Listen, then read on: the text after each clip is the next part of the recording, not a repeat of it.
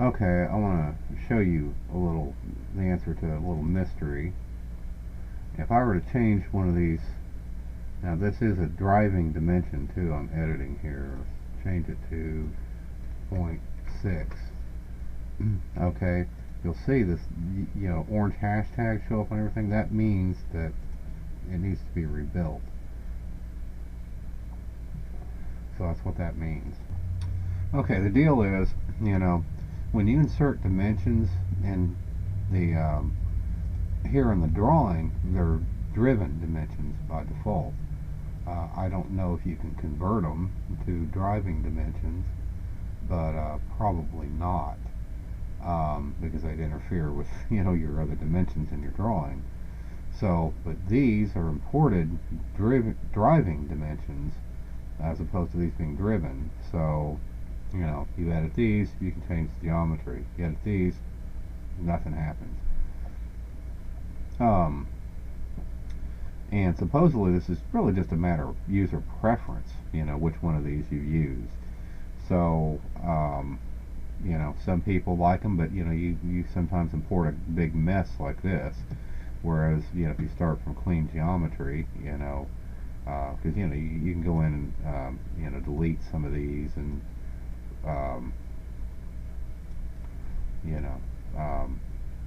get them out of your drawing, to clean it up. Like I'm going to delete that one, and reposition them all. But if you go and just manually place them, well, you got better control over it. So it's a matter of user preference. Alright, cool little trick. Let's import and all views are dimensions.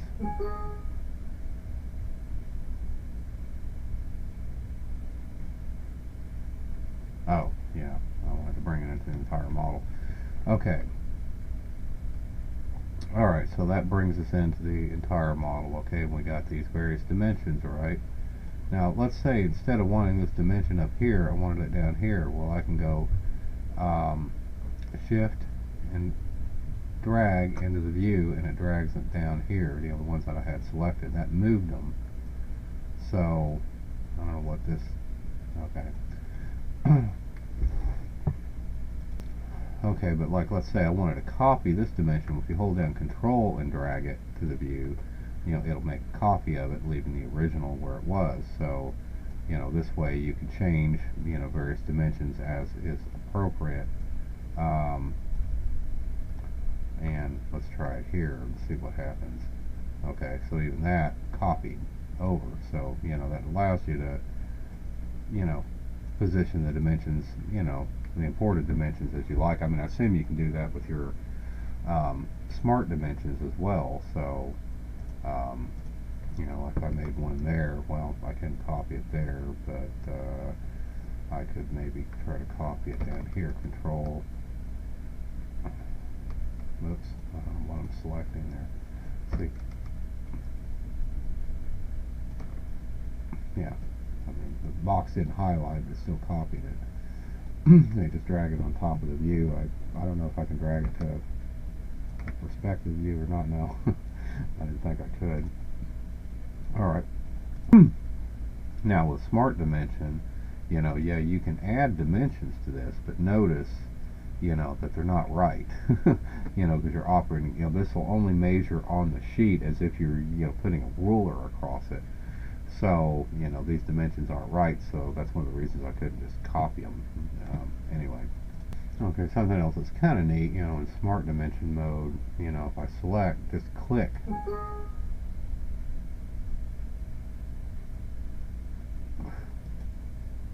Oh, bullshit.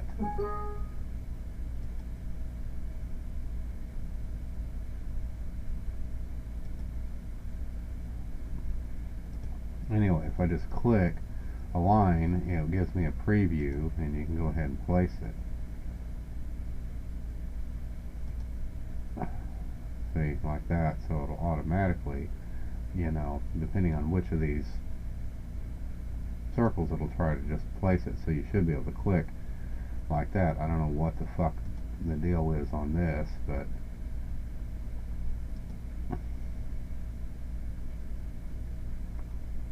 what the hell is that?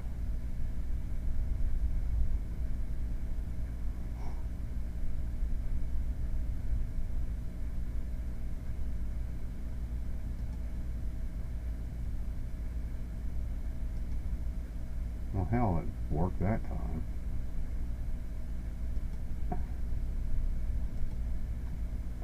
Now this thing's so flaky. Anyway, this might be a little cleaner of one to demonstrate, you know, that, you know, you can place it up there or down there, you know, without having to drag it. So, I guess I can do that again too. I'll put the same dimension on there twice.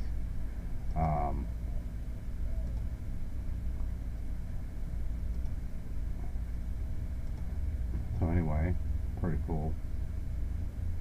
But I can, you know, obviously use it like a standard smart dimension and place it like that. You know, I really hate this fucking program. You know, I just undid a dimension. Of course, can I redo it? No. Fucking idiots. Anyway, God damn it.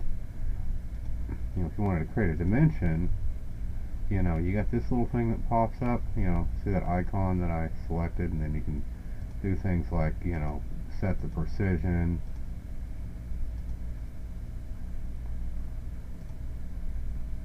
You know, set you some tolerances. I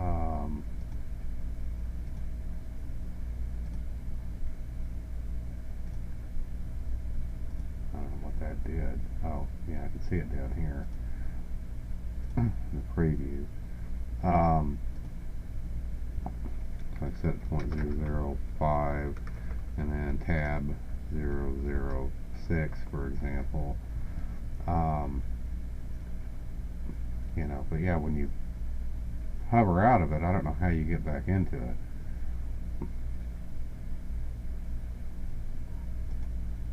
Oh, you just click on it.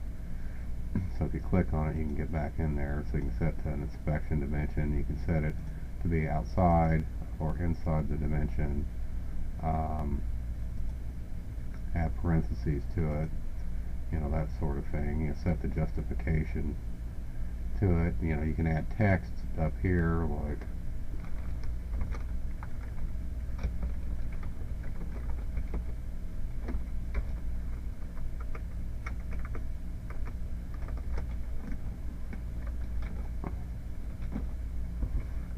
and you can, you know, put a prefix on it, like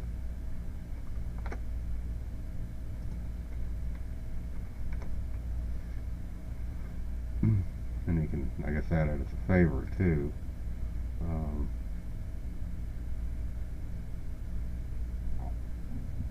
So anyway, it's kind of cool. Yeah, but even if you're done editing it, you know, you can click on it and that'll show back up.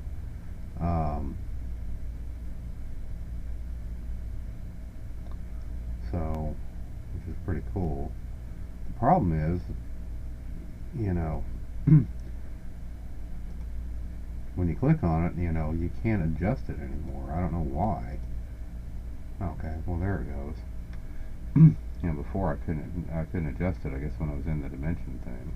So anyway, now if I, you know, shit.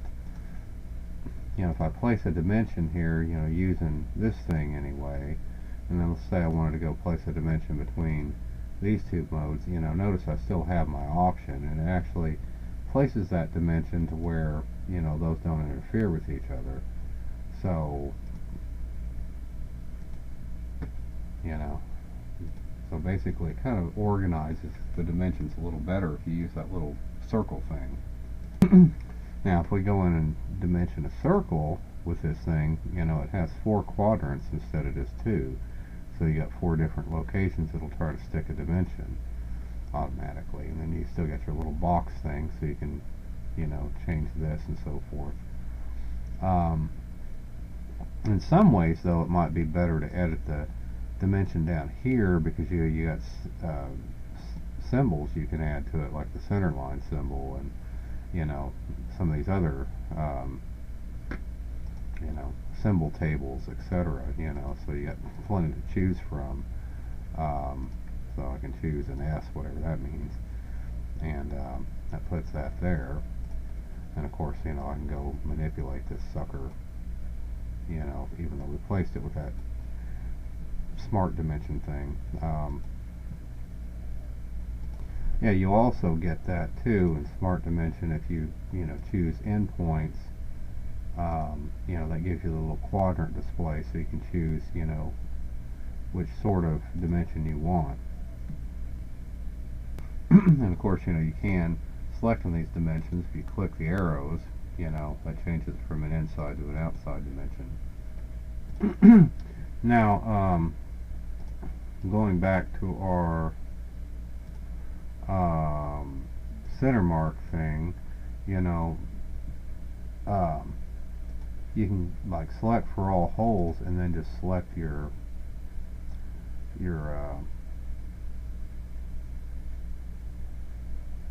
drawing after the fact if you want to. Anyway, I guess it doesn't recognize these cutouts as a hole, so these are actual holes here.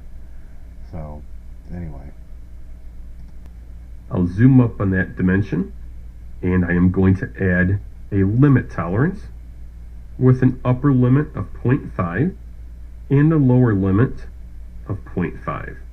I'll change the precision to one place, and let's add a prefix since we have 4 of these holes of 4 times. So I'll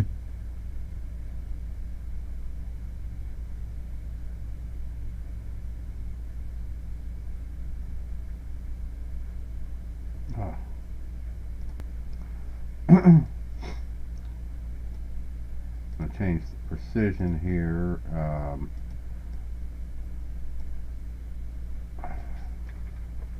Make that a 5 mil.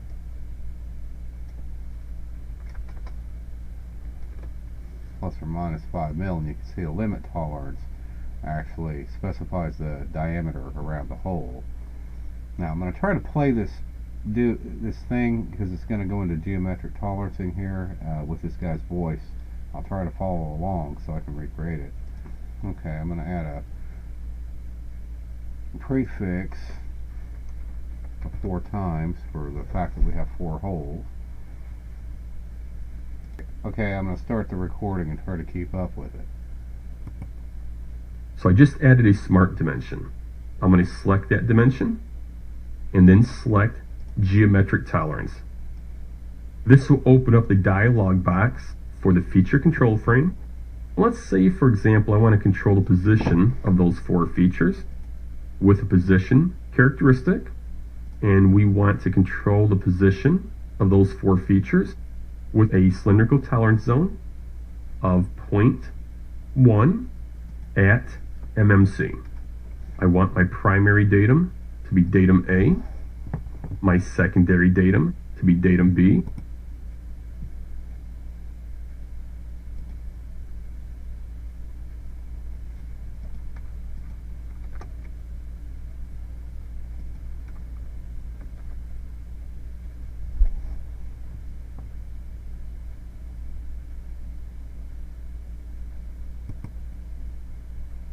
modified at MMB. Now I want my tertiary datum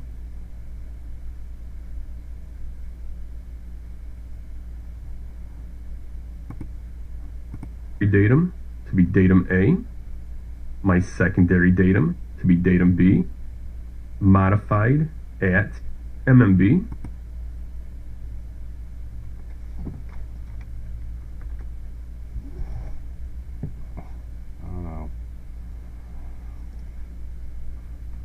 Supposed to be A,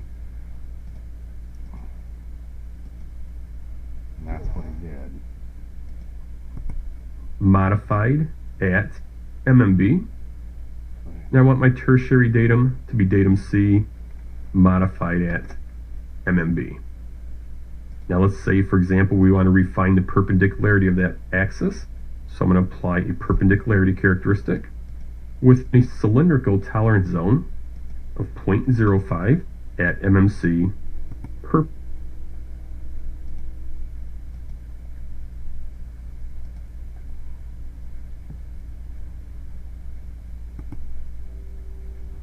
So I'm going to apply a perpendicularity characteristic with a cylindrical tolerance zone of 0.05 at MMC per perpendicular to primary datum A. I'll OK.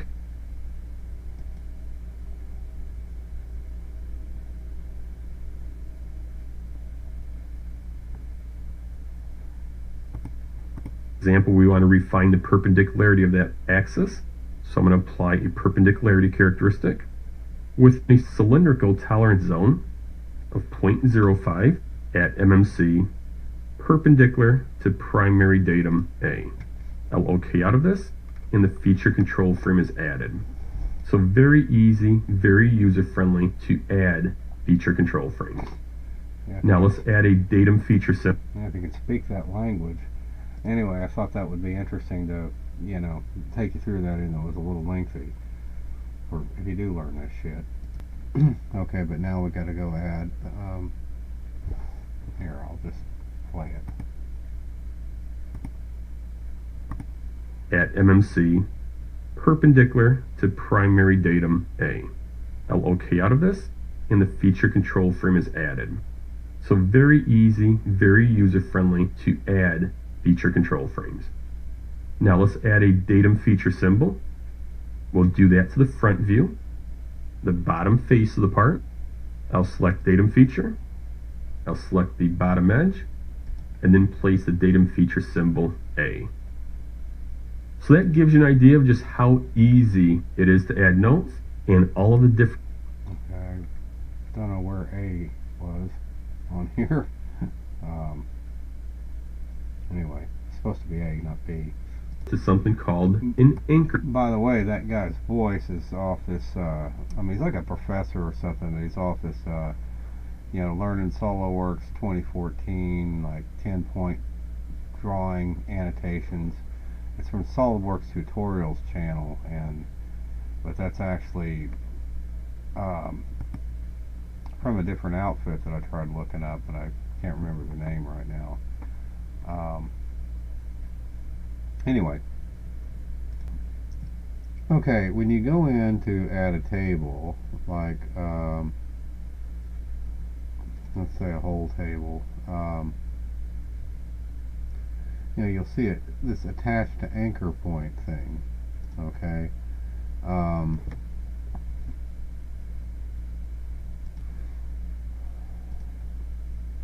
okay, yeah, you'll see this, you know, it's asking for a datum. You got to choose a datum point. But well, shit, let me do this again, damn it. Okay, choose a datum point and select some holes. There's a little more to the table than that.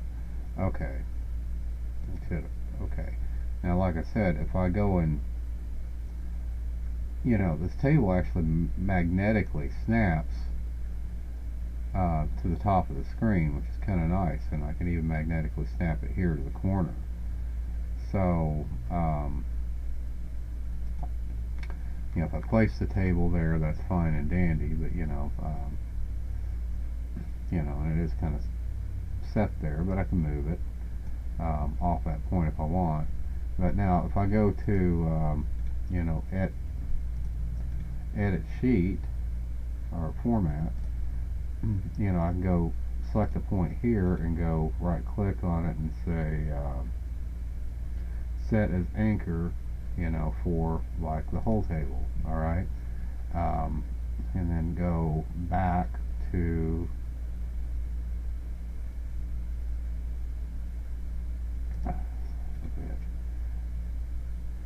wait, let me make sure it did that.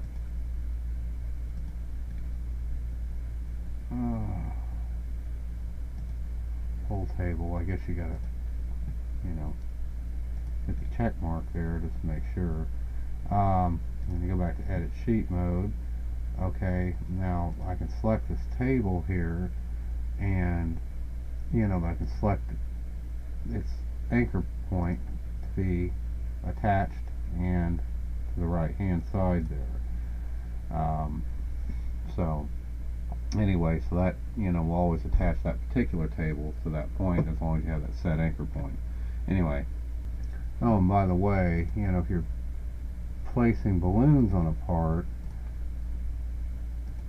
you know, I don't know if you can see this or not, but there's a yellow inference line that pops up. You know, so it acts almost like a magnetic line. So, you know, it helps you position those, you know, vertically or horizontally, I assume. Yeah, because see, it's got a horizontal inference line that showed up there. So, but anyway, apparently balloons only apply to bill of materials in this kind of mechanical design. Again, in MEP, you know, it applied to anything with their keynotes. Is what they were. It's how we use them. But anyway, you know, what's kind of cool about the magnetic line thing, you know, if you draw it out, and you know, balloons automatically stick to it. So, but yeah, what else is cool? Well, I don't know. I guess once you put it down, okay, there you go. Yeah, because you can grab it and edit it, you know, so even once it's placed, you know, it's not necessarily permanent. You know, if you kind of hover your mouse, you know, you can see a preview of the sheet, by the way. Let's see, on the auto balloon command, you know, we have the ability to actually place it in different patterns. Well, I guess it's selecting the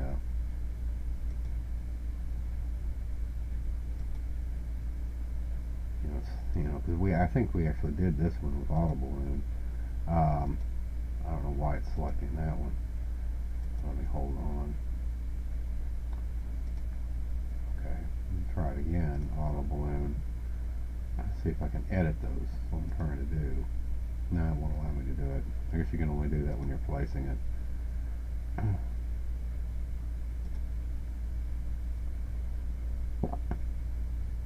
But anyway, these allow you to edit the balloon positions, you know, when you're, is what it does. So it's kind of cool, you know, you had all these different arrangements that it would automatically use.